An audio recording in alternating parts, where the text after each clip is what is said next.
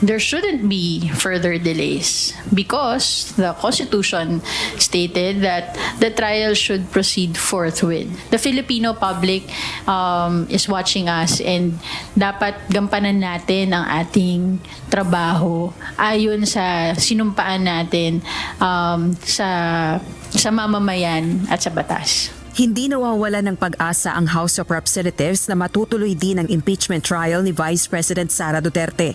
Sa kabila ito ng pagkakaantala sa impeachment proceedings, kabilang na ang kautusan ng Senate Impeachment Court sa Kamara. Ayon sa tagapagsalita ng House of Representatives na si Attorney Princess Abante, wala na dapat iba yung antala sa proseso ng impeachment dahil ang nakasaad sa konstitusyon ay forthwith proceed o isagawa agad ang paglilitis. Action speaks louder than words, no? Siguro nakita naman natin yung mga nangyari sa mga huling araw tungkol sa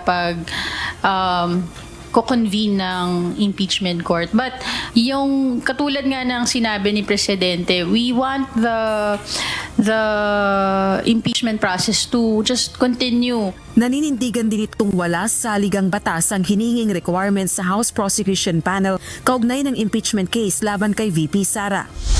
Sa gitna naman ang ingay at palitan ng mga pahayag ng Kamara at Senado kaugnay ng issue, nakatuon ang pansin ng House Prosecution Panel sa paghahanda para sa nakaambang paglilitis sa Vice Presidente.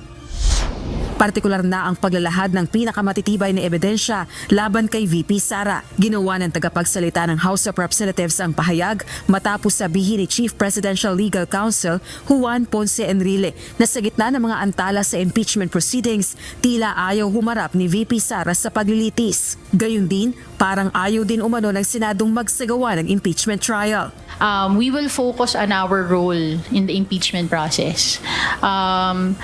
As much as we want impartiality from senator judges, we would also want to exercise impartiality in prosecuting and conducting our role in the impeachment trial.